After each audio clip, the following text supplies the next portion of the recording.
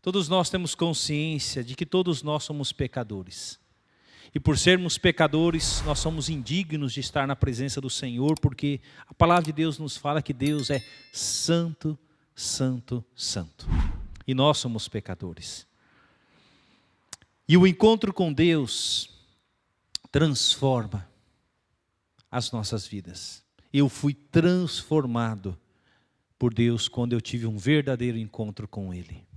A minha vida foi transformada. Não foi um pastor que transformou minha vida. Não foi um padre que transformou minha vida. Não foi uma religião que transformou minha vida. Não foram os meus pais que transformaram a minha vida. Mas foi Deus. E Ele tem transformado a minha vida a cada dia. Quanto mais eu mergulho na palavra de Deus, quanto mais eu estudo a palavra de Deus, mais eu percebo a grandeza de Deus. E quanto eu sou pequeno. Quanto eu necessito da graça desse Deus tão grande, tão poderoso. Um Deus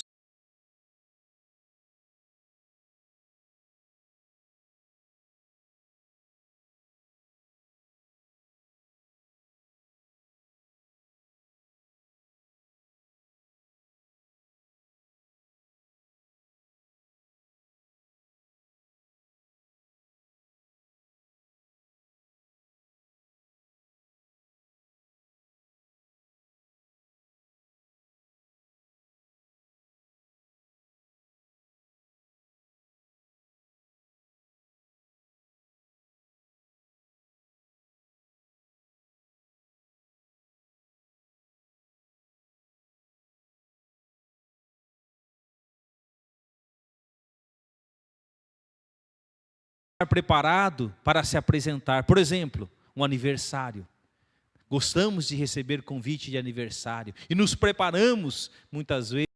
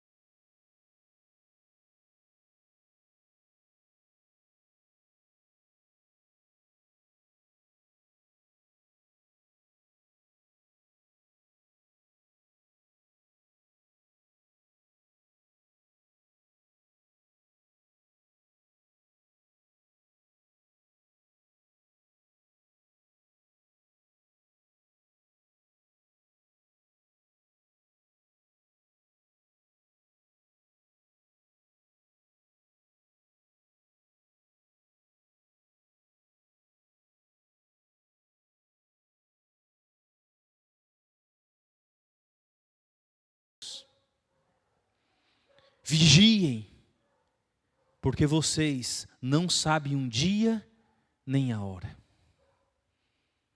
A palavra de Deus não descreve nem dia nem hora. Quem tenta determinar dia e hora são falsos profetas, né? Já ouviu falar do Nostradamus? Nostradamus era um desses, né? E tantos outros que tentam dizer data e hora dos eventos que vai acontecer. A Bíblia fala que só Deus sabe o dia e a hora que vai acontecer. E vai acontecer, acreditando você ou não, vai acontecer. Esse dia em que nós teremos que estar diante de Deus.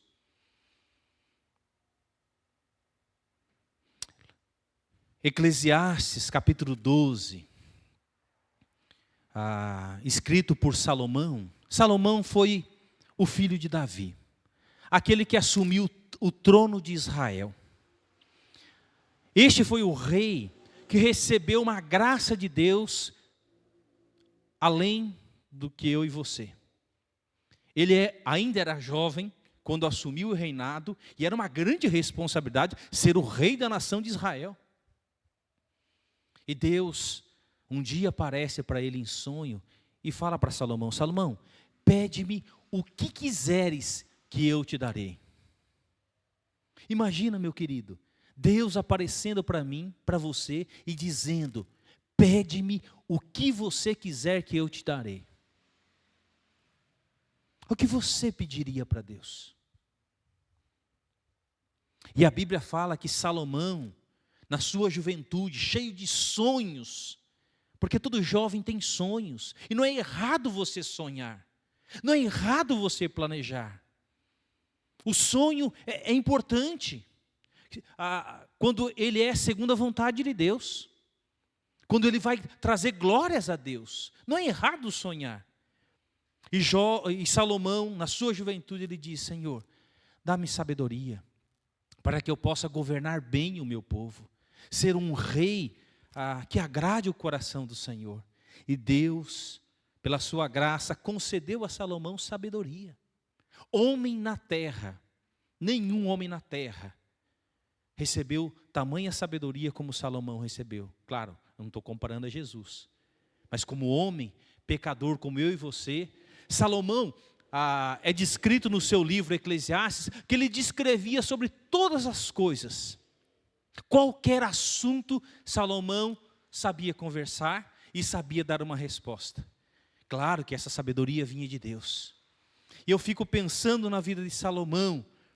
Salomão com toda a sabedoria e mostrando para as pessoas: olha, toda essa sabedoria que eu tenho vem de um único Deus, Todo-Poderoso. Arrependam-se dos seus pecados, creiam nele. Mas sabe, meus queridos, o orgulho invadiu o coração de Salomão. E aquilo que Deus dizia na sua palavra para ele não multiplicar, ele multiplicou.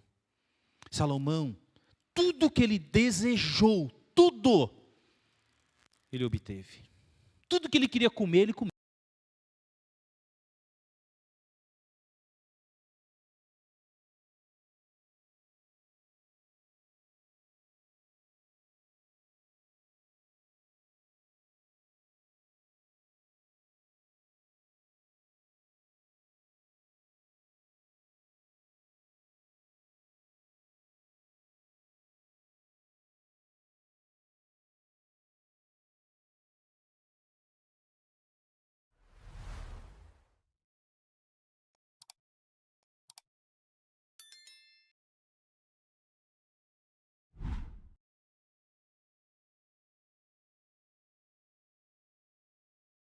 Vaidade.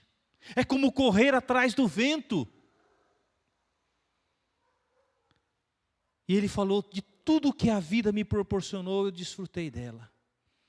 E nesse livro de Eclesiastes, ele começa a dar alguns conselhos. Ele já está idoso, já está caminhando para o final da sua vida.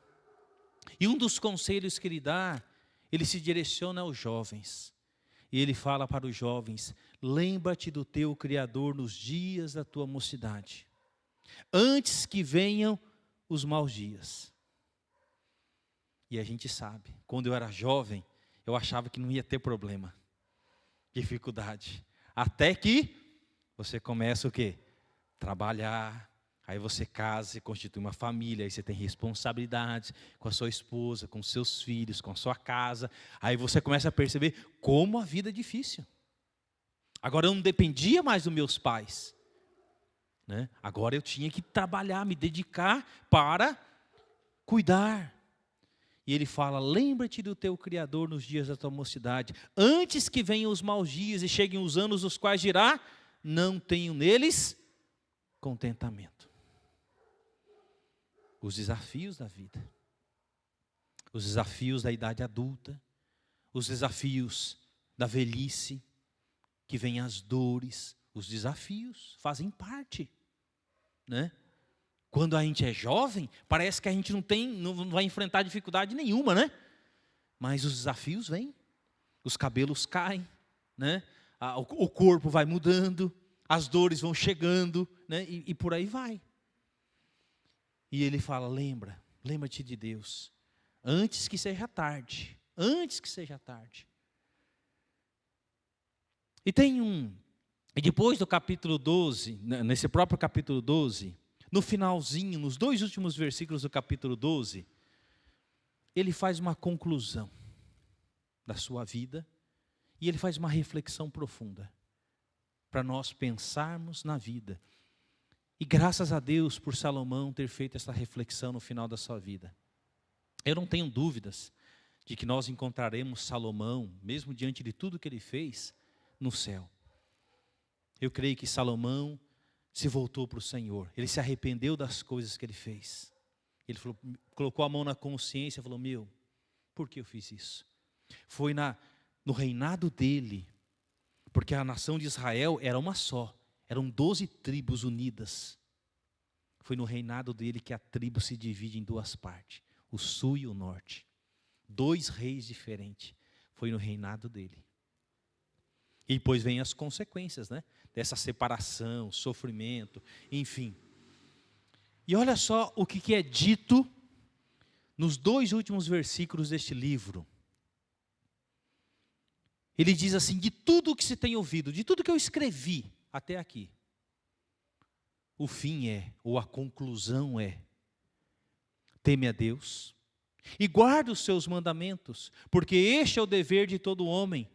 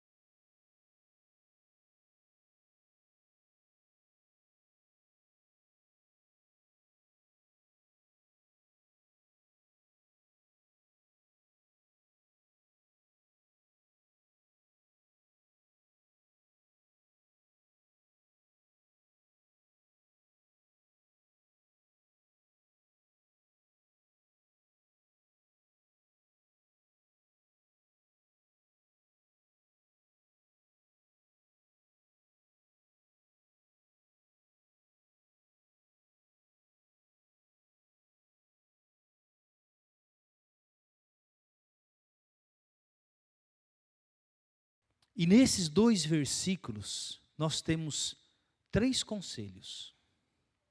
Primeiro, teme a Deus. Salomão disse, no final da sua vida, ao escrever, teme a Deus. Não brinque com Deus. Deus não é seu coleguinha. Teme a Deus. Temer a Deus, meu querido, não é ter medo de Deus. Nós podemos muitas vezes ter medo de cobra, de barata, né? Até daquele pequeno inseto, tem gente que fica apavorado, né? Medo, né? Medo de tantas coisas. E o medo faz parte da nossa natureza pecaminosa. O medo muitas vezes nos traz segurança também, né? Mas não é desse medo que Salomão está dizendo. Temer a Deus é reconhecer quem Ele é, a grandeza dEle, o poder dEle, a santidade dEle, e reconhecer quem eu sou. E diante desse Deus, eu temo. Diante desse Deus, eu me ajoelho. Diante desse Deus, eu falo: Senhor, sem Ti eu não consigo nada. Sem Ti eu não consigo nada. E por isso que a palavra de Deus nos fala sobre a confiança.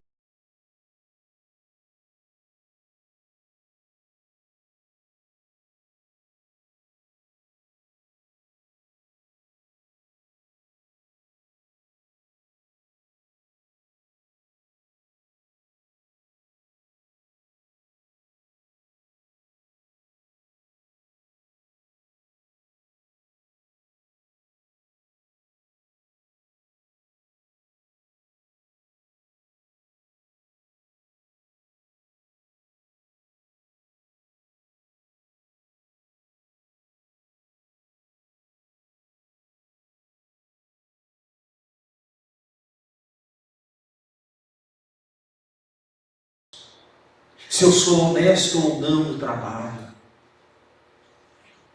se eu vivo contando mentiras, tentando enganar as pessoas, mas, meu querido, a sua mentira não engana a Deus. Temor a Deus é buscar viver uma vida de santidade, é buscar viver uma vida correta, é buscar viver uma vida, mesmo que as pessoas venham te criticar.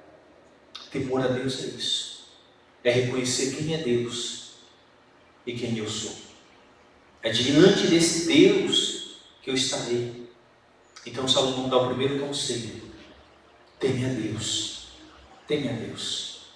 Deus não está de brincadeira com você, Ele te ama. Ele sabe que você é pecador, mas Deus não está brincando. Teme a Deus. O segundo conselho que Ele dá: guarde os seus mandamentos. Guarde os seus ensinos. Guarde aquilo que Deus nos deixou na sua palavra. E, meu querido, se você é alguém que não medita na palavra de Deus, não tem disposição para separar alguns minutos do seu dia para ouvir a voz de Deus através da sua palavra, isso mostra claramente que você não guarda os seus mandamentos. Ouvir a igreja 2 horas no domingo apenas, não é isso que Deus espera, não é isso que Deus quer de nós. Deus quer que nós tenhamos um relacionamento com Ele diariamente. Ou será que nós precisamos de Deus só de domingo à noite no culto? Nós precisamos de Deus todos os dias.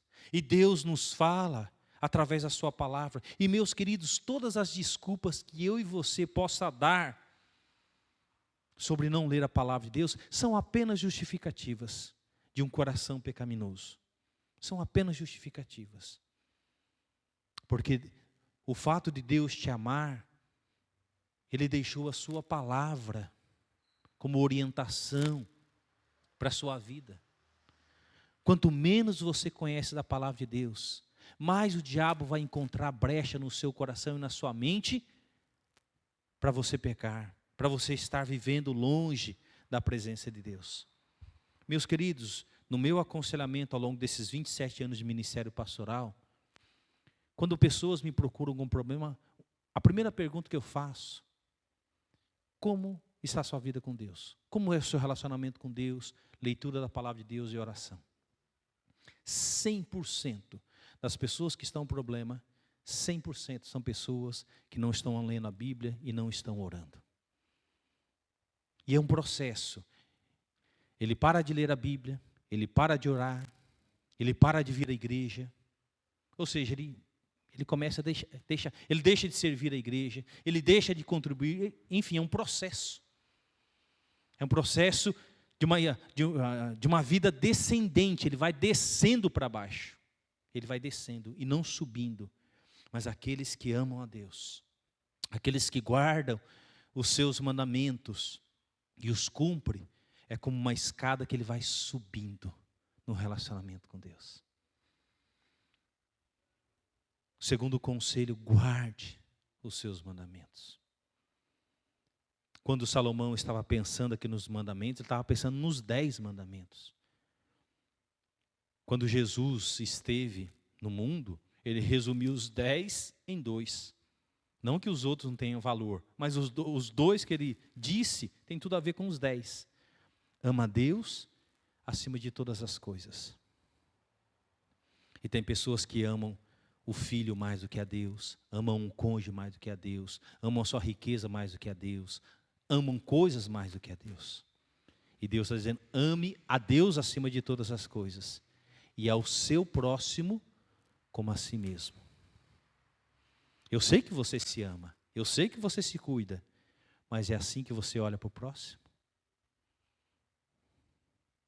Você deseja que o próximo se ferre, se estrupie, mas o mandamento de Deus é diferente. Teme a Deus, guarde os seus mandamentos. E ele fala um terceiro conselho: tenha consciência do juízo de Deus. Tenha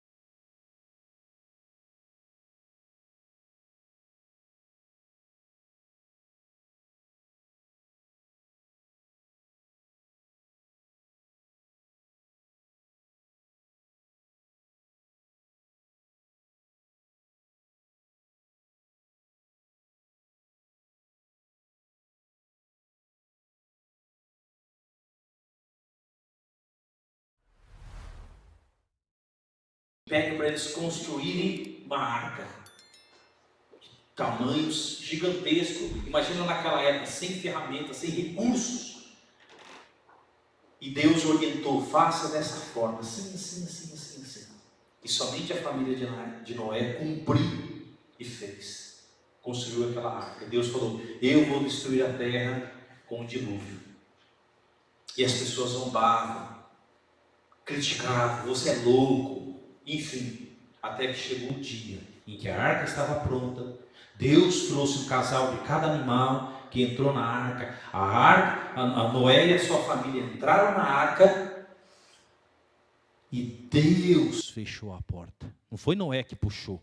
Deus fechou a porta e ninguém mais entrou. Veio a chuva, 40 dias e 40 noites. Todas as comportas da terra de água e inundou toda a terra, todo o ser humano, naquele contexto, morreu. Somente a família de Noé foi salva.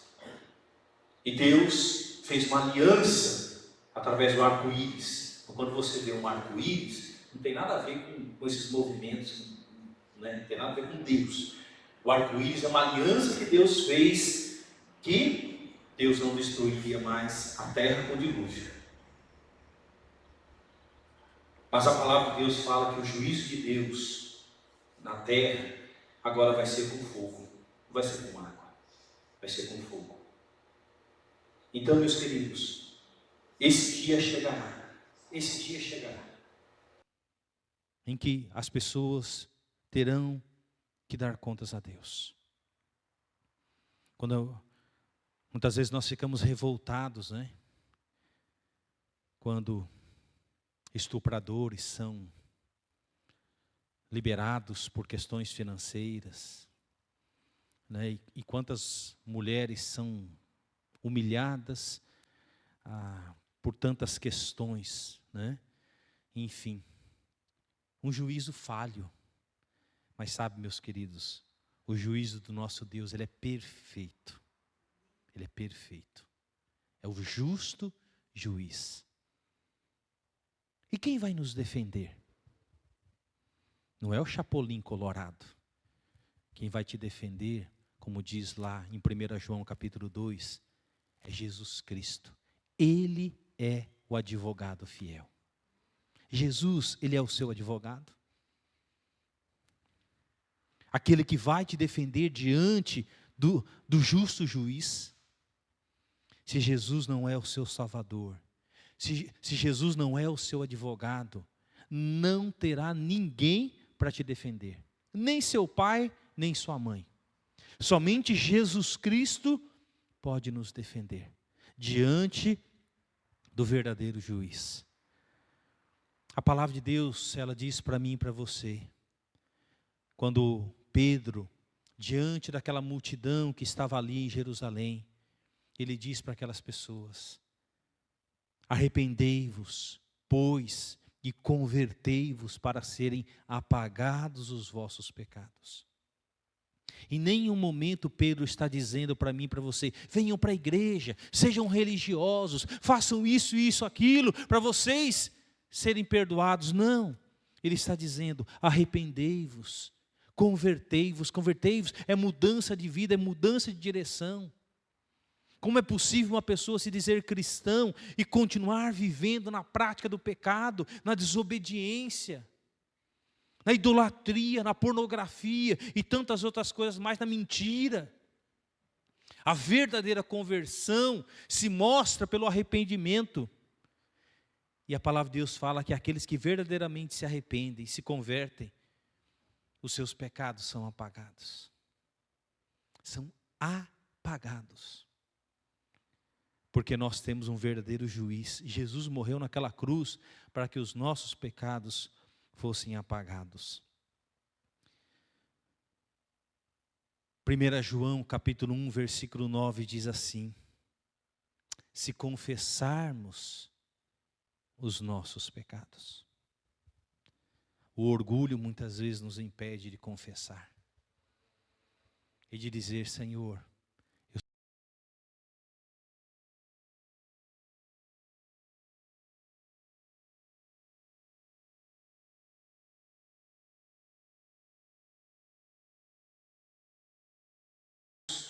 os nossos pecados, Ele, Jesus, é fiel e justo para nos perdoar todos os pecados, não só alguns, mas todos, e nos purificar de qualquer injustiça. É reconhecer e confessar. Quando nós temos um verdadeiro encontro com Deus, é isso que acontece: arrependimento e confissão. Quando eu tinha 14 anos, quando eu entendi a mensagem, o amor de Deus, quando se falava de inferno, então eu tinha pavor. Só para vocês terem uma ideia, eu tinha tanto medo da morte. Quando se falava de morte, eu tinha pavor de morte. Participava de velório, nem entrava no cemitério, porta dentro. Não entrava. Tamanho medo, pavor que eu tinha. Até que um dia eu entendi o grande amor de Deus por mim. E esse medo era fruto do meu pecado. E esse medo de ir para o inferno era um medo real. Até que eu entendi o grande amor de Deus. E eu entendi que um dia eu teria que prestar contas a esse Deus santo. Eu era um religioso, que ia nos eventos da igreja, algumas vezes no ano, para cumprir alguns rituais, pagar algumas promessas e coisas desse tipo. Mas tudo aquilo não preenchia o vazio do meu coração. O meu coração continuava vazio. Até que um dia eu entendi o grande amor de Deus e que Jesus, Ele deu a sua vida por mim. E quando eu convidei Jesus para ser o meu Salvador, aquele vazio foi preenchido. Foi preenchido. Então, a minha pergunta novamente é esta: Jesus está voltando. Como naqueles dias da Páscoa, Jesus estava dizendo: é necessário que eu seja preso, condenado, crucificado e ressuscite ao terceiro dia. As pessoas não acreditavam. E aconteceu. Naquela última ceia, Jesus está ali com seus discípulos, Ele parte o pão e Ele diz para aquelas pessoas: olha, este é meu corpo que é dado por vós. Aí Jesus pega o cálice e fala: este cálice, bebam deles todos, porque este cálice é a nova aliança no meu sangue. Judas, um dos discípulos, sai dali e vai aonde? Até os religiosos dizer: eu sei onde Jesus está. E Jesus termina a ceia, ele sai dali, ele vai para o Monte das Oliveiras. Ele vai o quê? Orar. Porque ele sabia que o seu momento estava chegando. E a Bíblia fala que ele levou 3 dos seus discípulos com ele. E Jesus chegando lá em cima, ele falou: orem comigo. Eu estou em profunda angústia. Porque ele sabia o que iria acontecer. E Jesus se afasta um pouquinho, ele se ajoelha diante do Pai, ele ora: Pai, não seja feita a minha vontade, mas a tua vontade. E tamanha era a agonia de Jesus, que ele suava gotas de sangue. Não era de suor, era de sangue. Tamanha agonia, ele sabia, porque ele levaria sobre si o pecado de todos nós. O diabo estava tentando para que aquilo não acontecesse. Jesus volta e ele encontra o quê? Os seus discípulos dormindo. Cuidado, meu querido, de você não ser um desses discípulos que está dormindo. A oração é tão imprescindível na vida do cristão. É a reunião menos frequentada da igreja. Muitas vezes você está na frente da sua novela, mas você não vem à reunião de oração orar. Jesus novamente os adverte: orem comigo. E Jesus se afasta, ele ora: Pai, não seja feita a minha vontade, mas a tua. E ele volta, e os seus discípulos continuavam dormindo. E Jesus, pela 3ª vez, ele vai orar, e ele volta, e os seus discípulos estavam dormindo. Jesus fala: levantem-se, porque chegou a minha hora. E chegou Judas então com os soldados, com os religiosos, deu um beijo, o beijo da traição em Jesus, e Jesus foi preso. Naquele instante, um dos discípulos, Pedro, já sacou a espada e cortou a orelha de Malco, arrancou a orelha do cara. Jesus já adverte Pedro, fala: Pedro, não tem necessidade disso, não tem necessidade de violência, eu vim para cumprir esse ministério. E Jesus pega a orelha de Malco, dá uma cuspida, cola, não, estou brincando, ele faz um milagre e restaura a orelha do soldado. Mas a primeira, Pedro já arrancou a orelha do cara. Então, e Jesus cumpriu a sua missão. Ele morreu, ele foi preso, foi humilhado, ele foi crucificado, ele foi sepultado. Ao 3º dia ele ressuscitou e depois ele voltou aos céus. Se vocês olharem comigo, o último versículo, Atos capítulo 1, versículo 9. Abram esse versículo, eu não projetei ele aqui. Atos capítulo 1, versículo 9.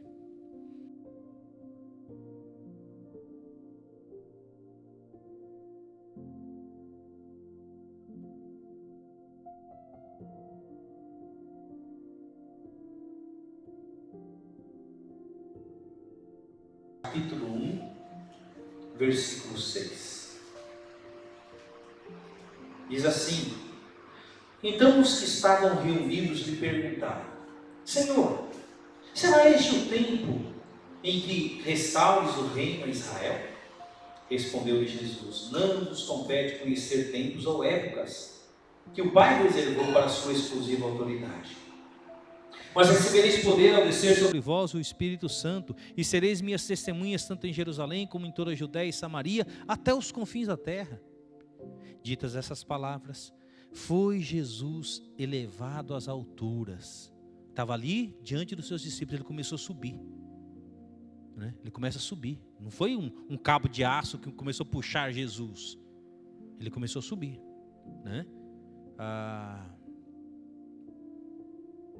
Verso 9, ditas essas palavras, foi Jesus elevado às alturas, à vista deles, uma nuvem o encobriu dos seus olhos. E estando eles com os olhos fitos no céu, imagina todos, boquiaberto, abismado com aquilo que aconteceu. Enquanto Jesus subia, eis que 2 varões, 2 anjos enviados da parte de Deus, vestidos de branco, se puseram ao lado deles, como para encorajar eles, dizendo, verso 11, eles disseram: varões galileus, por que estão olhando para as alturas? Esse Jesus, que dentre vós foi assunto ao céu, que subiu ao céu, vai acontecer o quê? Virá, do modo como viste subir. Ele virá. Jesus está voltando. Você está preparado para encontrares com teu Deus? Amanhã, meu querido, pode ser tarde demais. Eu e você não sabemos o que vai acontecer daqui um segundo. Não sabemos. Ele voltará. E ele vai voltar para quê? Para reunir os seus filhos e as suas filhas na face da terra. Todos os que nele creram, se arrependeram verdadeiramente, se converteram, todos estes Jesus vai reunir para estar com ele para sempre. Aqueles que o rejeitaram, aqueles que não se prepararam, não entregaram suas vidas a Jesus, ficará e sofrerá as consequências da condenação dos pecados. E a Bíblia, se você quer saber o que vai acontecer, o Apocalipse é um spoiler daquilo que vai acontecer sobre a face da terra. O julgamento, a dor, epidemias como nós tivemos, que ceifou a vida de centenas e centenas e milhares de pessoas, nada se compara com aquilo que vai acontecer, como é descrito no Apocalipse. O juízo de Deus virá. Então, meu querido, coloque a sua vida em ordem com Deus hoje. Eu estava dizendo hoje para aqueles que vão se batizar, o batismo é um testemunho público diante das pessoas, da fé que eu coloquei em Jesus. Eu creio em Jesus e por isso que eu quero dar o meu testemunho público para as pessoas, dizendo para as pessoas: eu creio em Jesus, Ele é o meu Salvador, Ele é o meu advogado. E Ele me livrará do juízo final. Ele, Jesus, nos livra da ira vindoura. Você está preparado? Essa foi a pergunta. Então, meu querido, se você não se sente preparado, inseguro, eu te desafio nessa noite a dar esse passo de fé e entregar a sua vida a Jesus. Viver uma vida que realmente faz diferença no seu trabalho, na sua casa, no dia a dia. Vida cristã não é de domingo. Vida cristã é vivida no dia a dia. É dando testemunho, é sendo luz para aqueles que vivem nas trevas, é dizendo não ao pecado, é fugindo do pecado, é não mentindo, é dizendo a verdade, vivendo uma vida santa. É assim que se vive a vida cristã. Porque se você não vive assim, você pode estar se enganando. Talvez você não é filho. Você ainda é bode, mas não filho, não ovelha. Cuidado. Jesus está voltando. Você está preparado?